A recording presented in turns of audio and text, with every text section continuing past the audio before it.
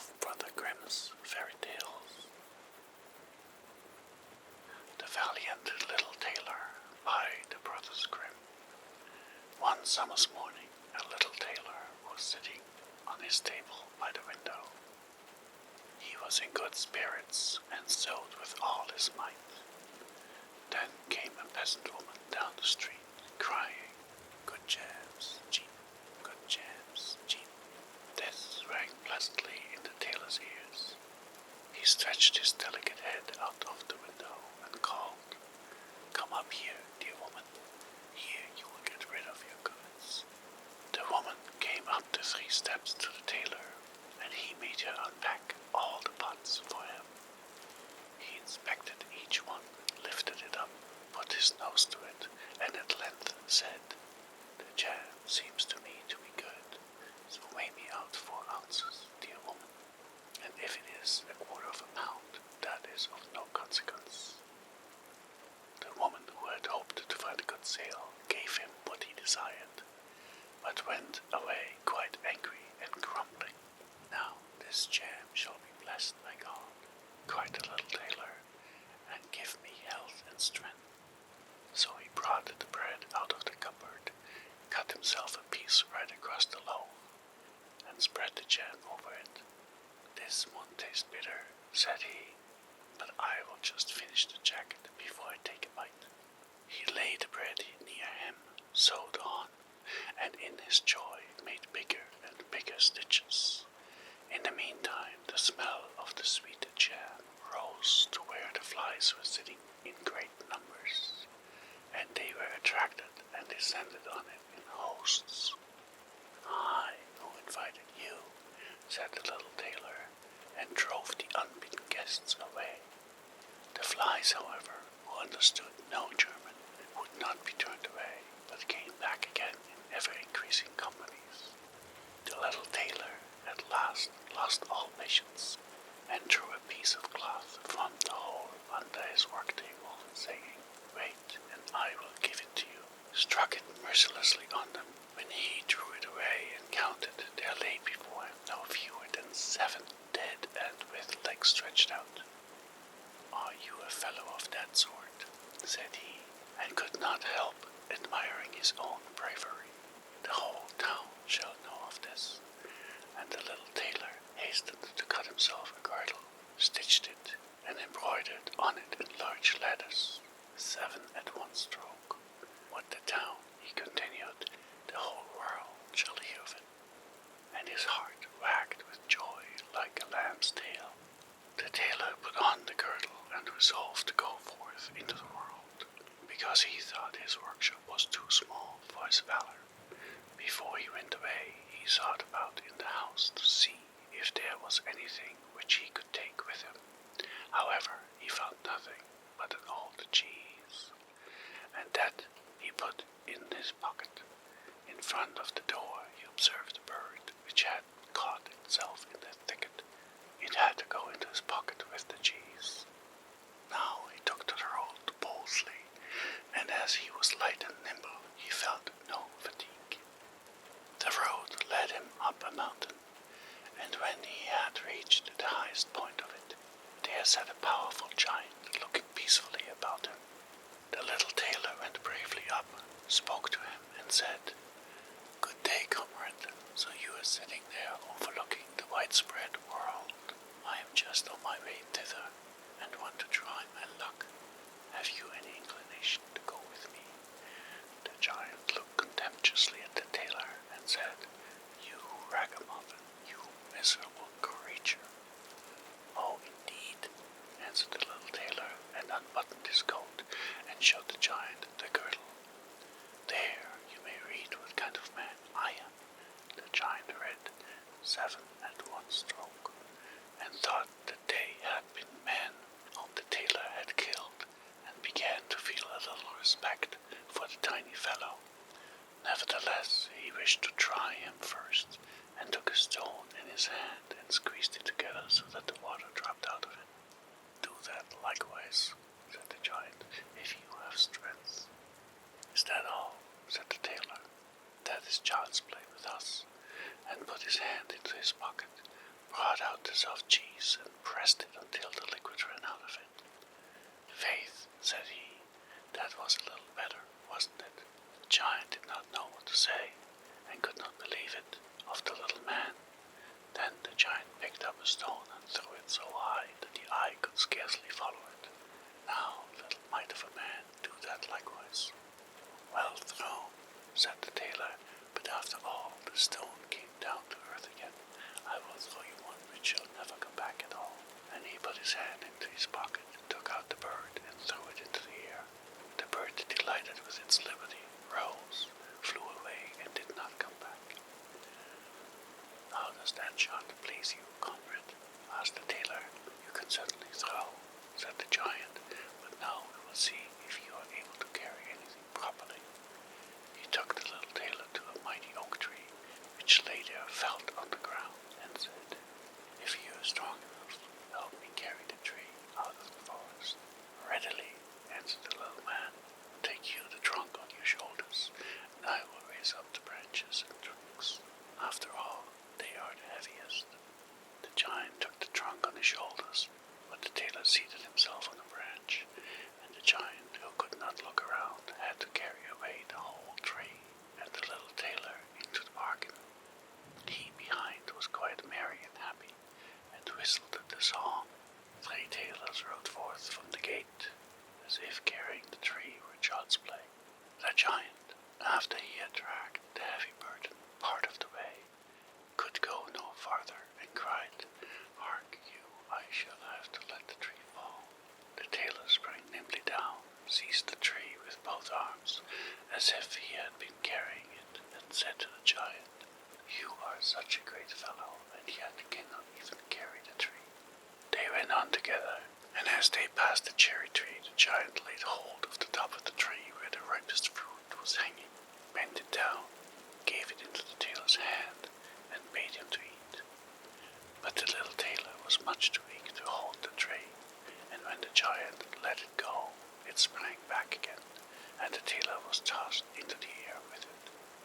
When he had fallen down again without injury, the giant said, "What is this? Have you not strength enough to hold the weak twig?" "There is no lack of strength," answered the little tailor. "Do you think there could be anything to a man who struck down 7 at one blow? I leapt over the tree because the huntsmen are shooting down there in the thicket. Jump as I did, if you can do it." The giant made the attempt. He could not get over the tree, and remained hanging in the branches, so that in this also the tailor kept the upper hand. "If you are such a valiant fellow, come with me into our cavern and spend the night with us." The little tailor was willing and followed him. When they went into the cave, other giants were sitting there by the fire, and each of them had a roasted sheep in his hand and was eating it. The little tailor looked round and thought, "Oh, it is much more spacious here than in my workshop." The giant showed him a bed and said he was to lie down in it and sleep. The bed, however, was too big for the little tailor, and he did not lie down in it, but crept into a corner. When it was midnight, and the giant thought that the little tailor was lying in a sound sleep, he got up, took a great iron bar, cut through the bed with one blow, and thought he had finished off the grasshopper for good. With the earliest dawn, the giants went into the forest and had quite forgotten the little tailor, when all at once he walked up to them quite merrily and boldly. The giants were terrified. They were afraid that he could strike them all dead, and ran away in a great hurry. The little tailor went onwards, always following his own pointed nose. After he had walked for a long time, he came to the courtyard of a royal palace, and as he felt weary, he lay down on the grass and fell asleep. Whilst he lay there, the people came and inspected him on all sides, and read on his girdle, 7 at one stroke. "Ah," said they, "what does the great warrior want here in the midst of peace? He must be a mighty lord." They went and announced him to the king, and gave it as their opinion that if war should break out, this would be a ready and useful man who ought on no account to be allowed to depart.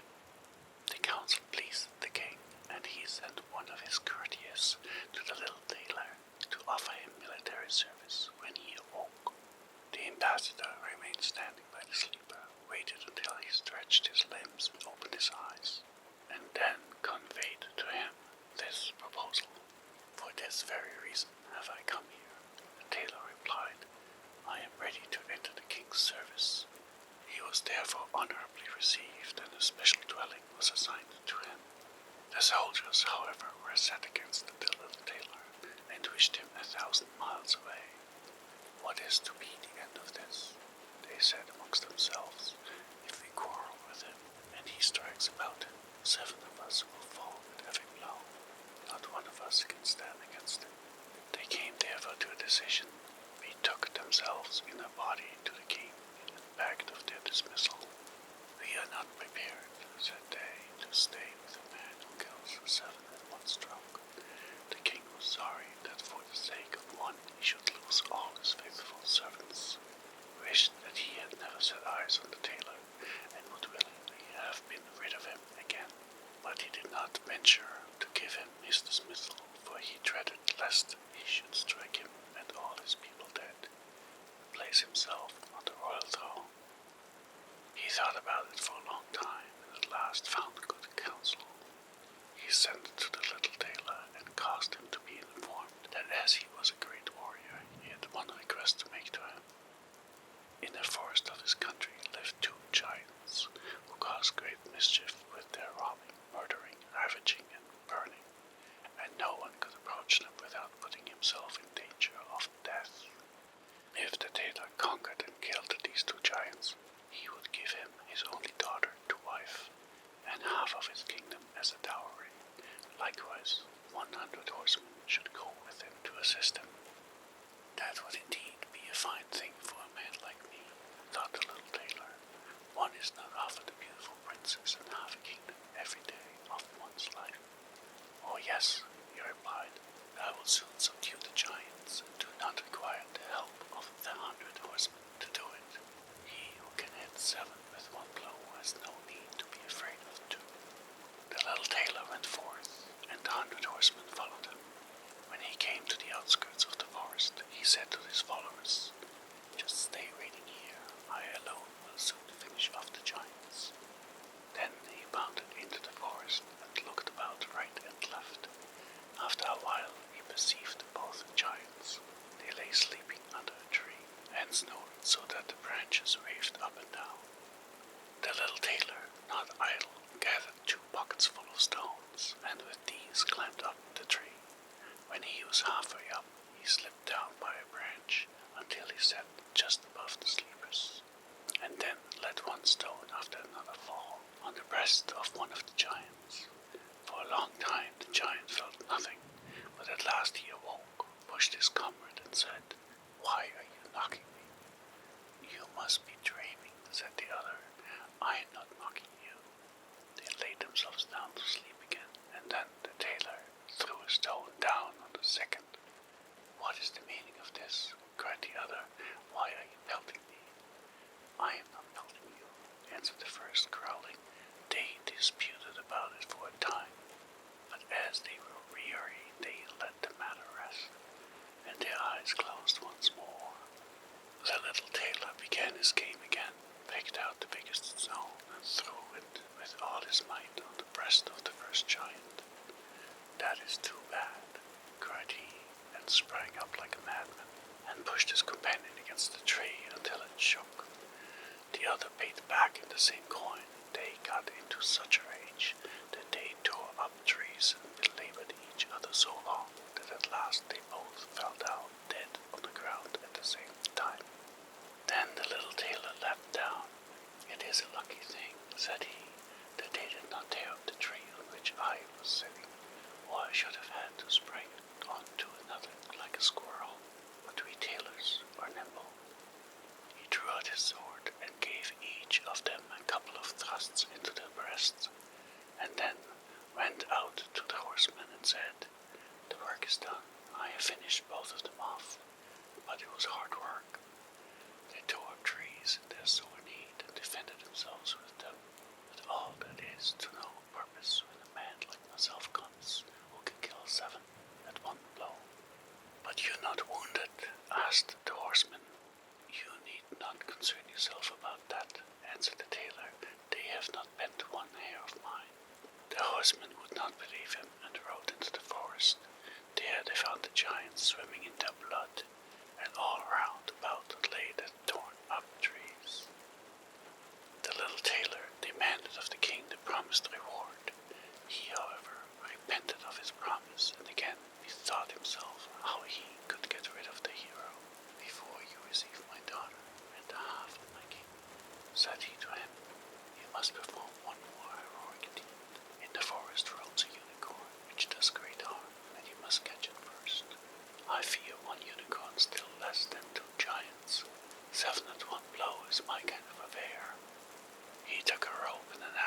them went forth into the forest and again bade those who were sent with him to wait outside. He had not long to seek. The unicorn soon came towards him and rushed directly on the tailor, as if it would gore him with its horn without more ado. "Softly, softly, it can't be done as quickly as that," said he, and stood still and waited until the animal was quite close, and sprang nimbly behind the tree. The unicorn ran against the tree with all its strength, and stuck its horn so fast into the trunk that it had not the strength enough to draw it out again, and thus it was caught. "Now I have got the bird," said the tailor, and came out from behind the tree and put the rope around its neck, and then with the axe he hewed the horn out of the tree, and when all was ready, he led the beast away and took it to the king. The king still would not give him the promised reward, and made a third demand. Before the wedding, the tailor was to catch him a wild boar that made great havoc in the forest, and the huntsmen should give him their help. "Willingly," said the tailor, "that is child's play."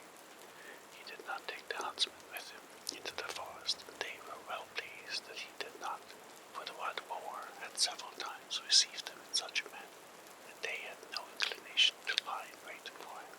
When the boar perceived the tailor, it ran on him with foaming mouth and whetted tusk, and was about to throw him to the ground, but the hero fled and sprang into a chapel which was near, and up to the window at once, and in one bound out again.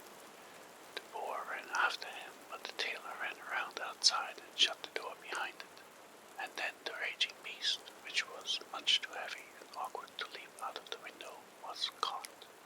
The little tailor called the huntsmen thither that they might see the prisoner with their own eyes. The hero, however, went to the king, who was now, whether he liked it or not, obliged to keep his promise, and gave his daughter and the half of his kingdom. Had he known that it was no warrior like a hero, but a little tailor who was standing before him, he would have gone to his heart still more than it did. The wedding was held with great magnificence and small joy, and out of a tailor a king was made. After some time, the young queen heard her husband say in his dreams at night, "Boy, make me the doublet and patch the pantaloons, or else I will wrap the yard measure over your ears." Then she discovered in what state of life the young lord had been born, and next morning complained on her wrongs to her father, and begged him to help her to get rid of her husband, who was nothing else but a tailor. The king comforted her and said, "Leave your bedroom door open this night, and my servant shall stand outside, and when he falls asleep shall go in, bind him, and take him on board a ship which shall carry him into the wide world." The woman was satisfied with this, but the king's armor-bearer, who had heard it all, was friendly with the young lord and informed him of the whole plot. "I'll put a screw to that business," said the little tailor. At night he went to bed with his wife at the usual time, and when she thought he had fallen asleep, she got up, opened the door, and then lay down again. The little tailor, who was only pretending to be asleep, began to cry out in a clear voice, "Boy, make me the doublet and patch me the pantaloons, or I will wrap the yard measure over your ears. I smote 7 at one blow. I killed 2 giants. I brought away 1 unicorn and caught 1 more. And am I to fear those who were standing outside the room?" When these men heard the tailor speaking thus, they were overcome by a great dread, and ran as if the wild huntsmen were behind them, and none of them would venture anything further against them.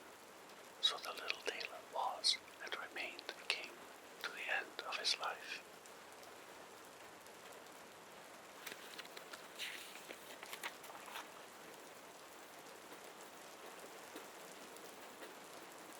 Hansel and Gretel by the Brothers Grimm.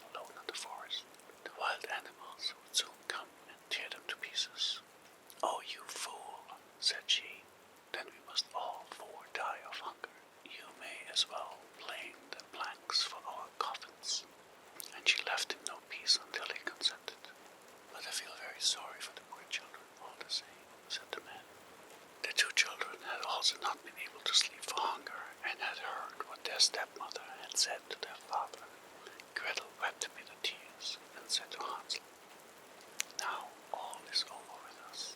"Be quiet, Gretel," said Hansel. "Do not distress yourself. I will soon find a way to help us." And when the old folks had fallen asleep, he got up, put on his little coat, opened the door below, and crept outside.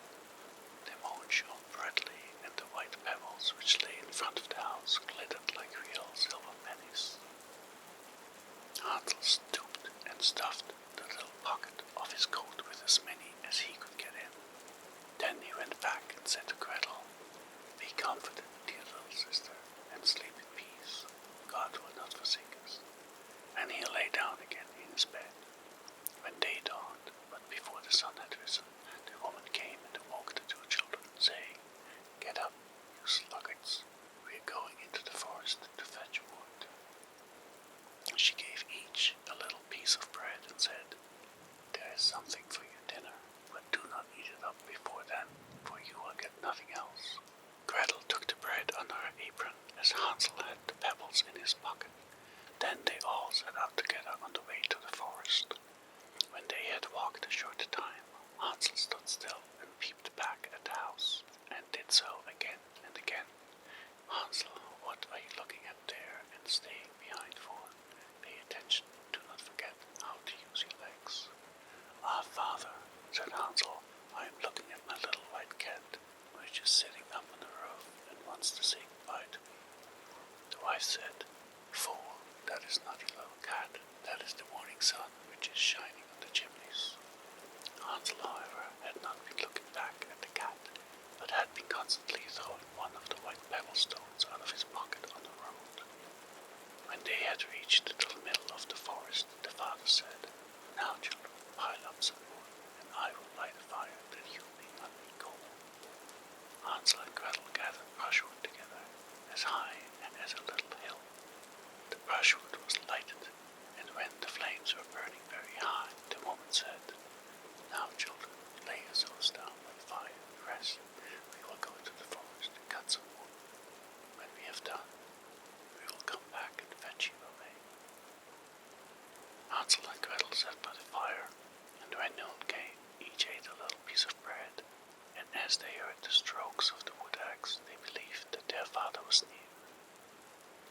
It was not the axe, however, but a branch which he had fastened to a withered tree, which the wind was blowing backwards and forwards.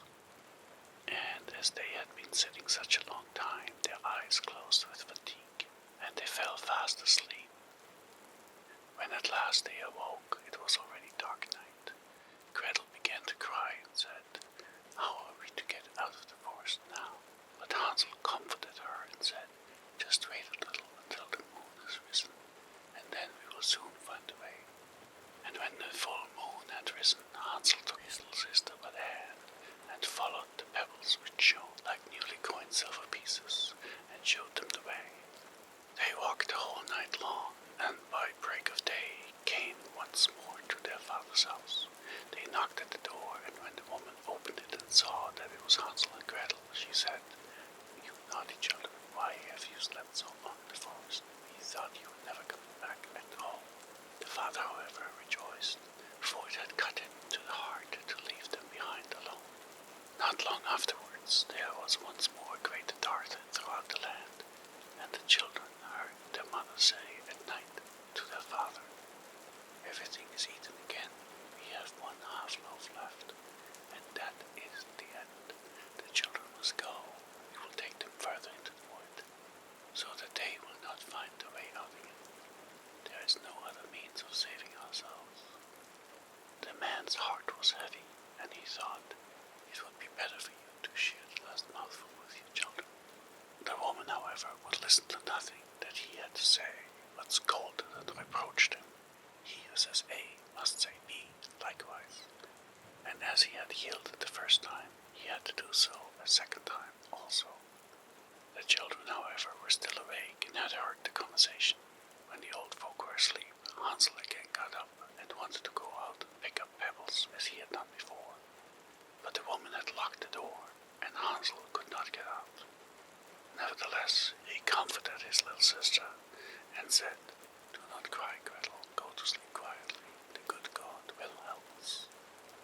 Early in the morning came the woman and took the children out of their beds. Their piece of bread was given to them, but it was still smaller than the time before. On the way into the forest, Hansel crumbled this in his pocket, and often stood still and threw a morsel on the ground. "Hansel, why do you stop and look around?" said the father. "Go on. I am looking back at my little pigeon which is sitting on the roof and wants to say goodbye to me," answered Hansel. "Fool," said the woman, "that is not a little pigeon. That is the morning sun that is shining on the chimney." Hansel, however, little by little, threw all the crumbs on the path. The woman led the children still deeper into the forest, where they had never in their lives been before. Then a great fire was again made, and the mother said, "Just sit there, you children, and when you are tired you may sleep a little. We are going into the forest to cut wood, and in the evening, when we are done, we will come and fetch you away." When it was noon, Gretel shared her piece of bread with Hansel, who had scattered his by the way. Then they fell asleep, and evening passed, but no one came to the poor children. They did not awake until it was dark night, and Hansel comforted his little sister and said, "Just wait, Gretel, until the moon rises, and then we shall see the crumbs of bread which I have strewn about. They will show us our way home again." When the moon came, they set out, but they found no crumbs, for the many thousands of birds which fly about in the woods and fields had picked them all up. Hansel said to Gretel, "We shall soon find a way," but they did not find it. They walked the whole night and all the next day too, from morning till evening, but they did not get out of the forest and were very hungry, for they had nothing to eat but 2 or 3 berries which grew on the ground. And as they were so weary that their legs would carry them no longer, they lay down beneath a tree and fell asleep. It was now 3 mornings since they had left their father's house. They began to walk again, but they always came deeper into the forest, and if help did not come soon, they must die of hunger and weariness. When it was midday, they saw a beautiful snow-white bird sitting on a bough, which sang so delightfully that they stood still and listened to it. And when its song was over, it spread its wings and flew away before them, and they followed it until they reached a little house, on the roof of which it alighted. And when they approached the little house, they saw that it was built of bread and covered with cakes, but that the windows were of clear sugar. "We will set to work on that," said Hansel, "and have a good meal. I will eat a bit of the roof, and you, Gretel, can eat some of the window. It will taste sweet." Hansel reached up above and broke off a little of the roof to try how it tasted, and Gretel leaned against the window and nibbled at the panes. Then a soft voice cried from the parlor, "Nibble, nibble, no. Who is nibbling at my little house?" The children answered, the wind, the heaven-born wind," and went on eating without disturbing themselves.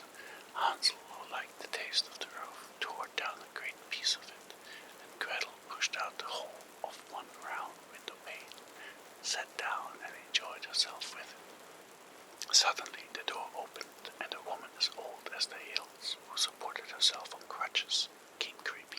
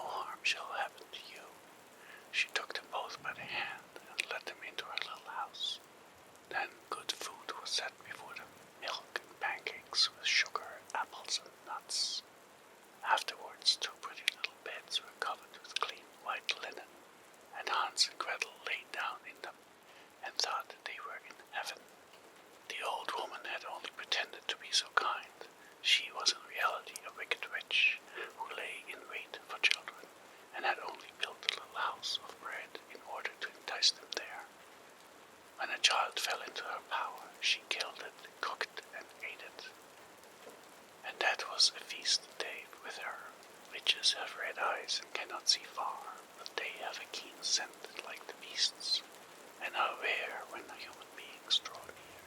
When Hansel and Gretel came into her neighborhood, she laughed with malice, and said mockingly, "I have them, they shall not escape me again." Early in the morning, before the children were awake, she was already up, and when she saw both of them sleeping and looking so pretty, with their plump and rosy cheeks, she muttered to herself, "That will be a dainty mouthful." Then she seized Hansel with her shriveled hand, carried him into a little stable, and locked him in behind a grated door. Scream as he might, it would not help him. Then she went to Gretel, shook her till she awoke, and cried, "Get up, lazy thing, fetch some water and cook something good for your brother. He is in the stable outside, and is to be made fat. When he is fat, I will eat him." Gretel began to weep bitterly, but it was all in vain, for she was forced to do what the wicked witch commanded. And now the best food was cooked for poor Hansel, but Gretel got nothing but crab shells. Every morning the woman crept to the little stable and cried, "Hansel, stretch out your finger, that I may feel if you will soon be fat." Hansel, however, stretched out a little bone to her, and the old woman, who had dim eyes, could not see it, and thought it was Hansel's finger, and was astonished that there was no way of fattening him. When 4 weeks had gone by, and Hansel still remained thin, she was seized with impatience and would not wait any longer. "Now then, Gretel," she cried to the girl, "stir yourself and bring some water. Let Hansel be fat or lean. Tomorrow I will kill him and cook him." Ah, how the poor little sister did lament when she had to fetch the water, and how her tears did flow down her cheeks. "Dear God, do help us," she cried. "If the wild beasts in the forest had but devoured us, we should at any rate have died together." "Just keep your noise to yourself," said the old woman. "It won't help you at all." Early in the morning, Gretel had to go out and hang up the cauldron with the water, and lighted the fire. "We will bake first," said the old woman. "I have already heated the oven and kneaded the dough." She pushed poor Gretel out to the oven, from which flames of fire were already darting. "Creep in," said the witch, "and see if it is properly heated, so that we can put the bread in." And once Gretel was inside, she intended to shut the oven and let her bake in it, and then she would eat her too. But Gretel saw what she had in mind, and said, "I do not know how I am to do it. How do I get in?" "Silly goose," said the old woman, "the door is big enough, just look. I can get in myself." And she crept up and thrust her head into the oven. Then Gretel gave her a push that drove her far into it, and shut the iron door, and fastened the bolt. Oh, then she began to howl quite horribly, but Gretel ran away, and the godless witch was miserably burned to death. Gretel, however, ran like lightning to Hansel, opened his little stable, and cried, "Hansel, we are safe, the old witch is dead." Then Hansel sprang like a bird from its cage when the door is opened. How they did rejoice and embrace each other, and dance about and kiss each other. And as they had no longer any need to fear her, they went into the witch's house, and in every corner there stood chests full of pearls and jewels. "These are far better than pebbles," said Hansel, and thrust into his pockets whatever could be got in, and Gretel said, "I too will take something home with me," and filled her pinafore full. "But we must be off," said Hansel, "that we may get out of the witch's forest." When they had walked for 2 hours, they came to a great stretch of water. "We cannot cross," said Hansel. "I see no footplank and no bridge, and there is also no ferry," answered Gretel, "but a white duck is swimming there. If I ask her, she will help us over." Then she cried, little duck, dost thou see? Hansel and Gretel are waiting for thee. There's never a plank or bridge in sight. Take us across on thy back so white." The duck came to them, and Hansel seated himself on its back and told his sister to sit by him. "No," replied Gretel, "that will be too heavy for the little duck. She shall take us across one after the other." The did so, and when they were once safely across and had walked for a short time, the forest seemed to be more and more familiar to them, and at length they saw from afar their father's house. Then they began to run, rushed into the parlor, and threw themselves round their father's neck. The man had not known one happy hour since he had left the children in the forest. The woman, however, was dead. Gretel emptied her pinafore until pearls and precious stones ran about the room, and Hansel threw one handful after another out of his pocket to add to them. Then all anxiety was at an end, and they lived together in perfect happiness. My tale is done. There runs a mouse. Whosoever catches it may make himself a big fur cap out of it.